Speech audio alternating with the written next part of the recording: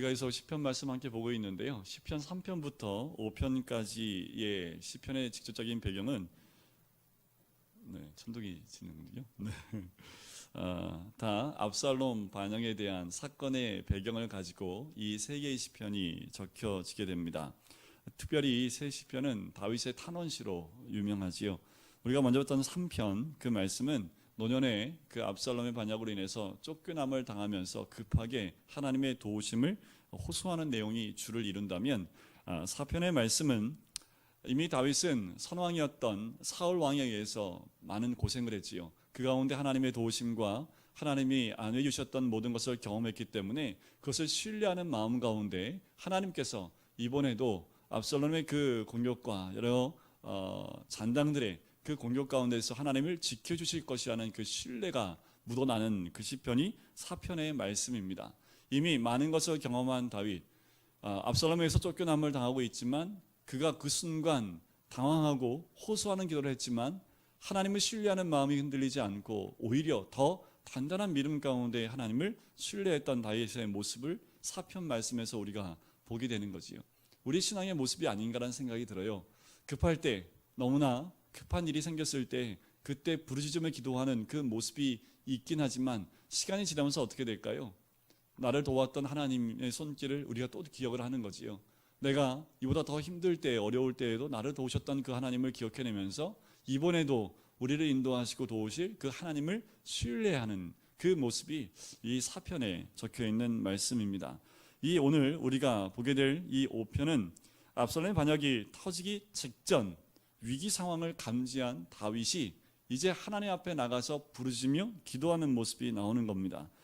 자, 더욱더 확고한 인도와 보호를 간구하는 동시에 하나님의 인자하심과 성실하심에 근거하여 악인의 심판과 의인의 승리를 확신하면서 하나님 앞에 외치는 그 시편이 오늘 본문의 말씀입니다. 그러면서 하나님의 도우심을 구하는 기도가 오늘 본문의 말씀입니다. 그래서 우리 1절부터 3절까지의 내용을 보면 하나님께 호소하는 그 기도의 모습으로 등장을 하지요. 1절 끝에 보면 이렇게 나오지요. 나의 심정을 헤아려 주소서. 또 2절 끝에 보면 내가 부르짖는 소리를 들으소서. 또 3절 끝에 보면 아침에 내가 주께 기도하고 바라리이다. 간절함으로 기도하는 그 간절함이 묻어나는 그 모습이 1절부터 3절까지 잘 드러나 있지요. 요새는 간절하게 기도하는 제목도 있으십니까? 우리가 간절하게 기도할 때 주로 간절한 기도의 제목을 가질 때 무엇 때문에 우리가 간절해질까요? 대부분 우리가 뭔가를 하나님께 이렇게 구할 때, 그리고 뭔가를 이루어내야 될 때, 무엇인가 소원을 위해서나 성공을 위해서, 때로는 내 현안 문제, 청년 같으면 취업이나 결혼에 대한 문제, 이런 문제에 대해서 우리가 간절히 기도하는 모습들이 있지 않을까요? 아니면 더 나아가면 원수를 위해서, 그 원수를 갚기 위한 기도가 우리의 기도가 아니었을까라는 생각이 듭니다. 자, 그런데 시편 기자는 하나님은 죄를 기뻐하지 않으시는 분이다 라고 4절 말씀에 이야기를 합니다. 4절 말씀 한번 보실까요? 4절 말씀을 보시면 하나님에 대해서 이렇게 얘기하죠. 주는 죄악을 기뻐하는 신이 아니시니 악이 주와 함께 머물지 못한다 라고 기도를 하고 있습니다.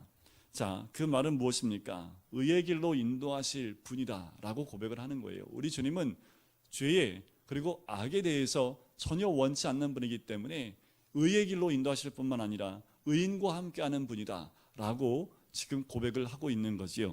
3절에 특별히 보면 3절은 이렇게 나오지요. 여호와여 아침에 주께서 나의 소리를 들으시리니 아침에 내가 주께 기도하고 바라리이다. 그가 의롭게 살기를 정말 갈망하면서 아침에 주 앞에 나와 기도하는 모습이 나오죠. 여기서 아침이라는 것은 해가 뜨기 전입니다. 해 뜨기 전이면 뭐예요? 새벽이지요. 새벽을 깨우고 나오는데 몇 번이나 얘기합니까? 2번이나 아침이라는 말을 반복해서 이야기하는 것을 보게 됩니다. 허드슨 테일러란 중국의 아주 유명한 선교사님이 계세요. 그분은 나의 헌신과 행복의 비결은 하루를 어떻게 시작하느냐에 달려 있습니다 라고 고백을 합니다. 그래서 이런 얘기를 합니다. 여러분들 오케스트라 연주하는 걸 한번 가보신 적 있으십니까? 연주하러 가면 시끄러워요.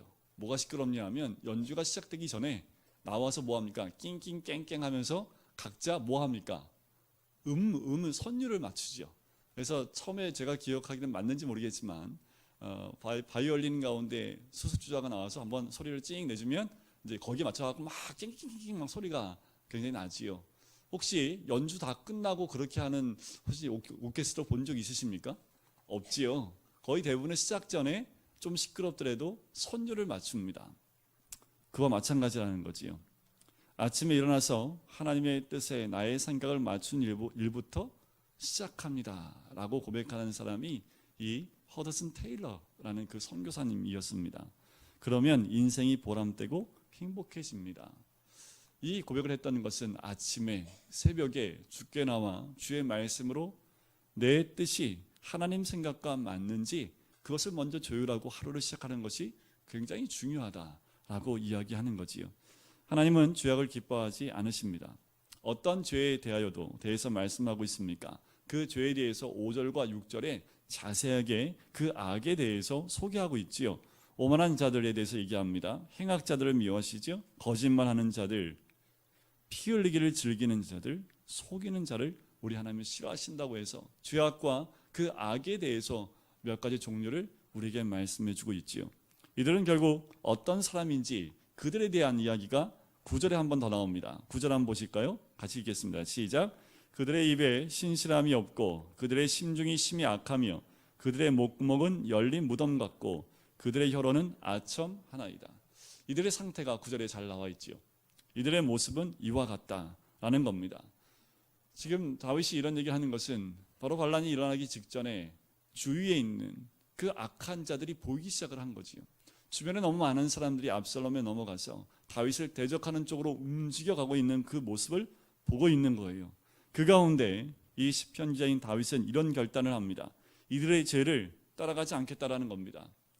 주위에 다 죄를 짓고 있는 그 사람들, 그들을 보면서 그 죄에 넘어지지 않겠다 하면서 이런 결단을 하는 것이 7절에 나옵니다. 7절 같이 한번 읽어볼까요? 시작. 오직 나는 주의 풍성한 사랑을 힘입어 주의 집에 들어가 주를 경외함으로 성전을 향하여 예배하리이다. 이것이 다윗이 결정한 결단입니다. 그래서 오직 나는 이라는 말은 나 한 사람이라도 라는 말입니다.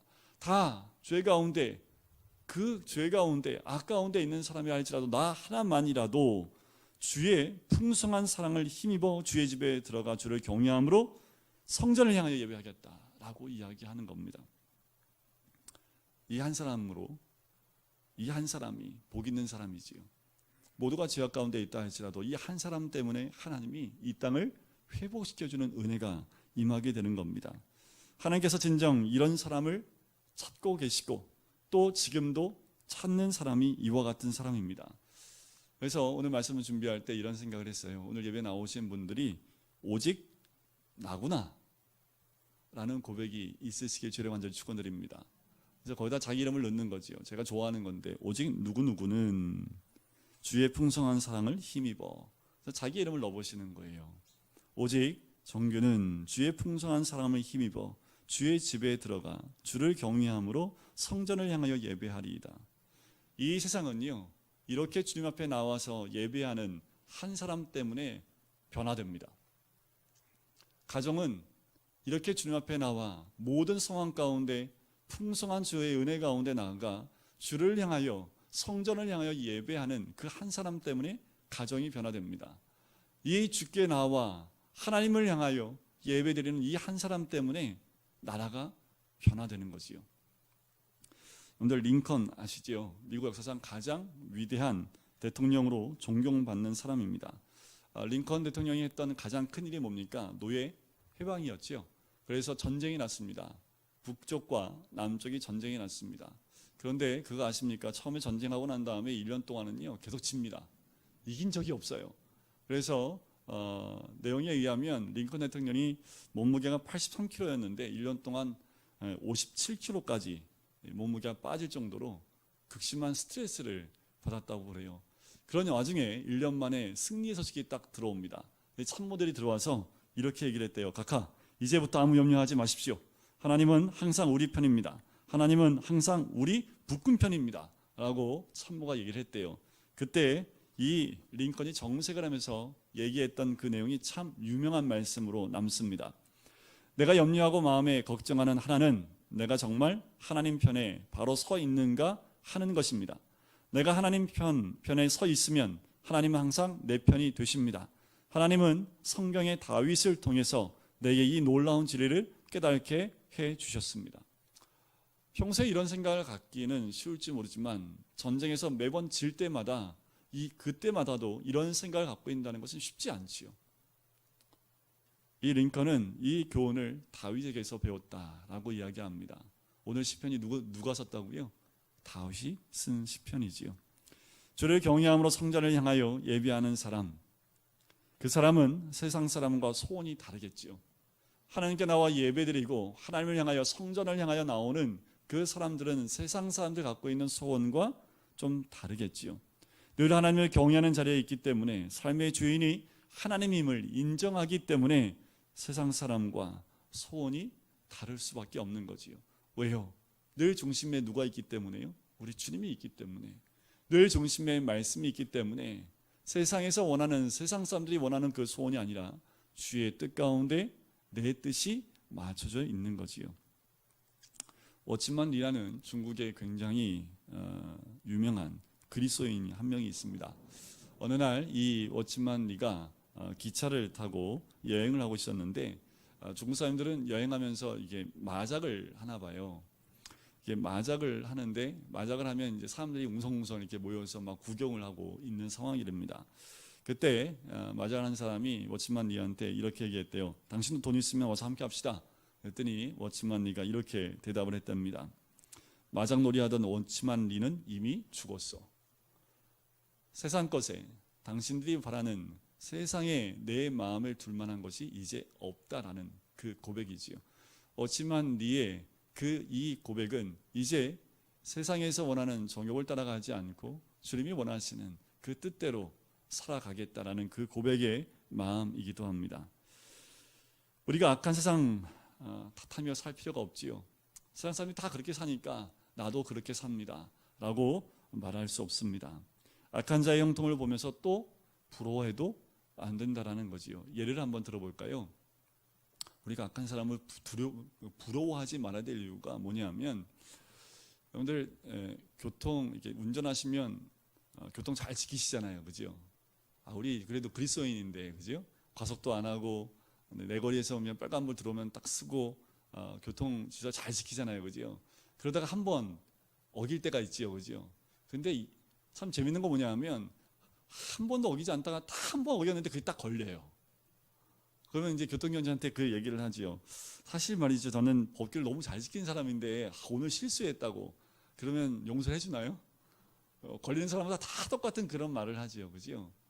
그런데 그렇게 걸리는 게 하나님의 은혜입니다. 왜 은혜일까요? 예를 들어 보세요. 과속을 하는데 이 사람은 교통법규에 걸린 적이 없어. 그게 과속을 밥 먹듯이 하는데도 한 번 걸린 적이 없는 거예요. 그럼 이 사람은 차만 타면 어떻게 할까요? 과속하겠죠, 그죠? 속도를 내겠지요. 한 번 속도 냈다가 한 번 딱지 끄는 사람은 또 속도를 낼까 안 낼까요? 못 내겠지요, 그죠? 하나님 믿는 사람은 착하게 살다가 한 번 뭐 잘못하면 꼭 그게 걸려요. 하나님이 그걸 원치 않는 거지요. 그리고 한 번 하는 그것까지 하나님이 브레이크를 걸기 원하십니다. 그런데 과속하는데 한 번도 걸리지 않은 사람이 계속 과속하다가 보면 어떻게 될까요? 큰 사고 납니다. 더 큰 사고가 나는 거지요. 딱지 끊어서 그냥 뭐 몇만 원 벌금 내고 조심하는 것이 낫지, 한 번 안 걸리다가 정말 큰 사고 나면 크게 다칠 수밖에 없는 거지요. 우리가 어찌 보면 저 사람은 한 번도 안 걸리네, 나는 한 번 했는데 걸리네. 그래서 그 사람을 혹여나 마음에 참 부럽네, 이런 마음이 들 수도 있지 모르겠습니다. 제가 교통법규에 대한 예를 들었지만 그 외에도 여러 가지 예가 참 많아요. 그런데 우리는 너무 쉽게 우리의 마음을 세상 사람들이 그렇게 불법을 행하는데 한 번 걸리지 않고 부유하게 살고 또 떵떵거리고 살고 죄 가운데에도 그렇게 잘 사는 모습을 보면서 행여나 우리 마음에 조그만 부러움이 있었다면, 여러분들 그 사람은 나중에 어떤 심판을 받을지, 또한 어떻게 하나님이 인도하실지 보시면 돼요. 가장 큰 건 뭐냐 하면 목회자가 죄를 범할 때 하나님이 사인을 많이 줬던 것을 보게 됩니다. 그래서 큰 교회 목사님 가운데 쓰러진 분, 죄 가운데 넘어진 분들을 보면 결국 하나님이 그 모든 죄를 만천하에 다 오픈시켜 버리는 것을 보게 돼요. 그 전에 하나님이 몇 번 경고를 했을까요? 수없이 많은 경고를 했을 겁니다. 듣지 않으면 하나님이 그 모든 것을, 정말 모든 것을 다 드러내 보입니다. 그래서 완전히 창피를 당하게 해서 하나님 앞에 무릎 꿇게 만든다라는 거지요. 세상은 그렇게 돌아가지만 우리는 신앙생활 가운데 있는 우리들, 그리스도를 따라가는 우리들, 우리가 믿음 가운데 애쓰며 사는데 왜 이렇게 되는 일이 없을까? 거꾸로 봐야 됩니다. 되는 일이 없는 것이 하나님의 은혜일 수 있다는 거예요. 때로는 우리가 믿음의 삶을 살 때 그 믿음의 삶 때문에 손해보는 일들이 많다면 그게 복이라는 겁니다. 그렇지 않고 신앙생활 하는데 세상 사람들과 똑같은 모습으로 나아가게 되면 다를 바 없지요. 하지만 하나님은 그것을 원치 않는다라는 겁니다. 한두 번 죄를 지어서 심판을 당하지 않는 사람은 교만해져서요, 하나님을 두려워하지 않게 되게 되는 거지요. 그러나 실제로 그들이 훨씬 위험한 사람들이라는 겁니다. 그들은 하나님을 두려워하지 않기 때문에 언제 대형 사고를 저지를지 모르기 때문에 그렇습니다. 자, 우리의 고백은 8절에 나와 있습니다. 이렇게 고백을 해야 되지요. 8절 같이 읽어볼까요? 시작. 여호와여, 나의 원수들로 말미암아 주의 의로 나를 인도하시고 주의 길을 내 목전에 곧게 하소서. 세상이 다 악한 대로, 악한 데도 의로운 길, 선한 길, 경건한 길을 가고 있다면 지금 우리는 잘 살고 있는 겁니다. 그 사람이야말로 그 마음의 시온의 대로가 열려있는 사람이라는 거지요. 우리는 의로운 길, 바로 주의 의와 주의 길을 내 목전에 곧게 놓아서 그 길로 나가는 모습이 우리의 모습이어야 될 줄 믿습니다. 그런데 이런 고민이 있어요. 뭐냐면 저도 그리스도인이지요. 목사이기 전에 그리스도인입니다. 자, 이런 말씀을 선포하지만 제 안에도 정욕이 있을까요? 없을까요? 있겠지요. 늘 매 순간 눈을 뜰 때마다 주의 의만 묵상하고 주의 길만 묵상하고 어디 가든지 이게 주의 의인지 아닌지 분별하려고 하고 어느 곳을 가든지 이게 주의 길에 맞는 곳인지 아닌지를 늘 묵상하고 살고 있다면 얼마나 좋겠습니까? 하지만 우리도 속히 그 자리에서 떠나서 육신의 정욕, 안목의 정욕, 이생의 자랑의 자리에 있을 때가, 그 욕망이 더 클 때가 있다라는 거지요. 왜 이랬을까요? 우리의 생각을 지키지 못하기 때문에 그렇습니다. 모든 지킬 만한 것 중에 더욱 내 마음을 지키라. 생명의 근원이 이에서 남이니라. 의의 길, 주의 길을 생각해 보지 않은 사람이 누가 있습니까? 다 이렇게 예배 시간에 나오면 무슨 생각을 해요? 주 뜻이 어디 있지? 다 생각하시잖아요. 그죠? 문제는 문 열고 나가면서부터 시작이 되는 거지요. 예배 끝나고 축도 끝나고 문 열고 나간과 동시에 문제가 생긴다라는 겁니다. 성령께서 우리 안에 오셨지만 세상이 주는 생각으로 우리의 마음이 꽉 차 있기 때문에 성령이 내 안에서 역사하기 어렵다라는 거지요. 그 옛날에 탄광에서 광부들이 식사하는 것을 방지하려고 하는 방법이 하나 있었답니다. 그게 뭐냐면 카나리아를 길렀대요. 그 탄광 안에서. 왜냐하면 이 카나리아는요, 심장이 굉장히 예민하답니다. 그래서 산소가 줄어들고 공기가 탁해지면요 금방 죽는데요. 그래서 탄광 안에 산소가 떨어지고 위험한 지경에 있는지 없는지 이 카나리아를 길러보면 알 수 있답니다. 그러니까 그것을 통해서 경고의 메시지를 받을 수 있다라는 거지요. 오늘 카나리아 하나씩 길러보시겠습니까? 우리의 삶 가운데 경고를 줄 수 있는 카나리아 있을까요? 없을까요? 있어요. 그것이 무엇이냐면 우리가 항상 말씀 안에 내 자신이 있는지 없는지, 그것을 보시면 하루에도 수없이 카나리아가 죽어나가는 상경 가운데 우리가 있지 않을까요? 우리가 늘 깨어서 주의 말씀 안에 있는지를 점검해 보면 우리는 산소 호흡의 부족함 가운데 있지, 그 사고 가운데 가지 않고 하나님의 은혜 가운데 있게 될 줄 믿습니다. 우리가 주의 의와 주의 길을 가고 있는 것을 어떻게 알 수 있냐 하면 11절을 한번 보실까요? 자, 어떻게 알 수 있냐면 11절 같이 읽어볼게요. 시작. 그러나 주께 피하는 모든 사람은 다 기뻐하며 주의 보호로 말미암아 영원히 기뻐 외치고 주의 이름을 사랑하는 자들은 주를 즐거워하리이다. 자, 어떻게 알 수 있습니까? 어떻게 우리가 주의 길을 따라가고 있고 또 주의 의 가운데 있는지 알 수 있냐면 그 지표가 기쁨과 즐거움입니다. 세상이 주는 기쁨과 즐거움은 환경이 변하면 사라져요. 우리 애들 보면 알죠. 뭐 선물 받으면 좋잖아요, 그죠? 하루 지나면 금방 없어지잖아요, 그죠? 우리 어른들도 마찬가지예요. 새 차 사면 얼마나 갈까요? 한 달 간다고 그러죠, 그죠? 저도 새 차 냄새는 참 좋아하긴 하는데 새 집 이렇게 해서 새로 집 사가지고 집 들어가면 얼마나 간대요? 길어야 1년이랍니다. 1년도 못 가기도 하지요. 세상에서 주는 그 기쁨과 즐거움의 기준은요, 오래 가지 않습니다. 그런데 주님 안에서 주는 그 기쁨과 즐거움은 빼앗길 수 없는 거지요. 환경에 의해서 그 기쁨과 즐거움은 빼앗길 수 없는 겁니다. 예를 들어 볼까요? 사도행전 4장에 보면 사도들이 예수님의 이름 때문에 능력을 받고 채찍질을 받는 장면이 나옵니다. 그리고 풀려날 때 이들이 무엇 때문에 기뻐합니까? 예수 그리스도의 이름으로 채찍질 받은 것을 향하여 기뻐하더라 라는 말씀이 있습니다. 그 다음부터는 건들지 못합니다. 우리의 환경에 의해서 우리가 기뻐하는 것이 아니라 우리가 주님 안에 거하는 것 때문에 예수 그리스도 안에 있는 것 때문에 말씀 안에 있는 것 때문에 기뻐한다면 그 기쁨은 우리에게서 빼앗을 자가 없겠지요. 중국의 모태동 시절 가운데 지하교회 지도자였던 왕명도 목사님이 계신 참 유명한, 중국에서는 굉장히 지하교회 가운데 굉장히 유명한 목사님이시래요. 이분의 일화가 있는데요. 이분이야말로 참다운 기쁨과 즐거움 가운데서 중국의 지하교회를 크게 부흥시켰던 분입니다. 이분이 한 번은 체포돼서요, 갖은 고문과 그 옥에서 너무나 고통을 못 이겨서요, 감옥에서 예수님을 부인하고 풀려나게 됩니다.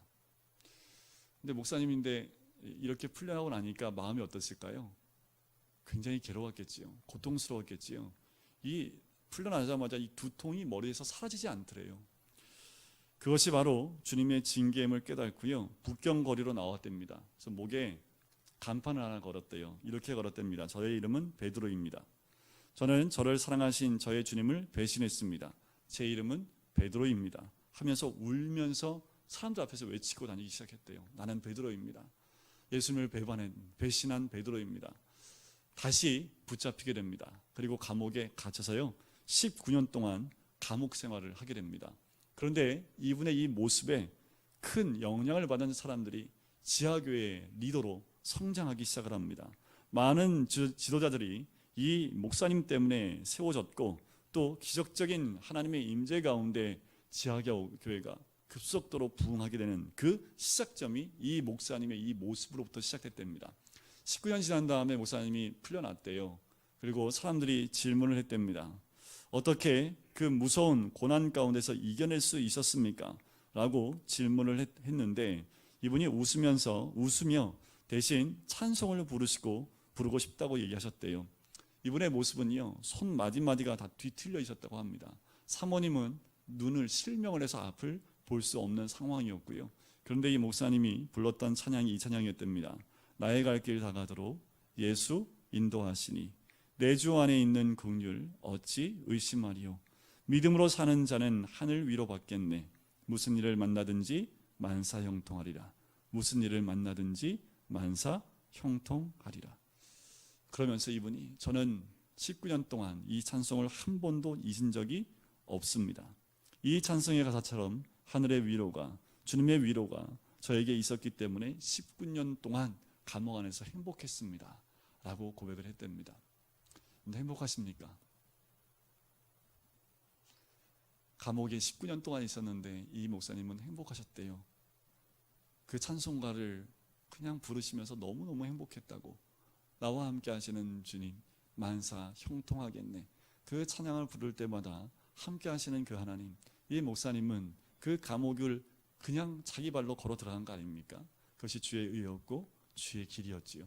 그 길을 선택해 들어갔을 때 마음의 기쁨과 즐거움이 있는 그 모습으로 그 모든 어려움들을 극복하고 이겨낼 수 있는 힘이 있었다라는 거지요. 우리 마지막 12절 같이 한번 읽어볼까요? 그런 그 기쁨과 즐거움이 있는 사람에게, 자 12절입니다. 여호와여 주는 의인에게 복을 주시고 방패로함 같이 은혜로 그를 호위하시리이다. 그래요. 그런 분에게 복을 주십니다. 또한 은혜를 방패로 삼아서 지켜주시고 호위하신다라는 거지요. 환경이 바뀌었을까요? 19년 동안 아니요. 바뀌지 않았습니다. 하지만 그 중심 가운데 하나님 복을 내려주셨을 뿐만 아니라 하나님의 은혜가 방패가 되어서요.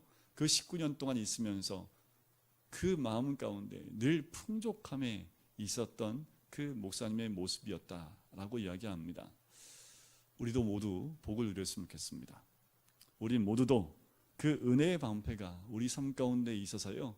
어떤 환경에도 넘어지지 않는 하나님의 은혜 가운데 거하시는 우리 모든 성도님 되시기를 주의 이름으로 간절히 축원드립니다.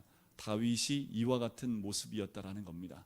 다윗이 지금 막 이제 곧 이 압살롬에 의해서 쿠데타가 일어나고 반역이 일어나는 그 상황이 몰려올 텐데 그 가운데에도 다윗의 눈은 어디에 있습니까? 주의 의에, 주의 길에, 예배에 가 있었다라는 거지요. 그래서 기쁘고 즐거움이 그 삶 가운데 가득 임했다라는 것을 이 다윗은 고백을 합니다. 우리의 삶 가운데 어떠한 모습이, 어떠한 환경이 온다 할지라도 우리 세상 가운데 우리의 마음을 빼앗기지 않고 오늘도 예배의 자리에서 우리 한 사람을 통해서 세상을 변화시키는 하나님의 은혜를 경험하시는 우리 모든 성도님 되시기를 주님의 이름으로 간절히 축원드립니다. 우리 같이 기도하실까요?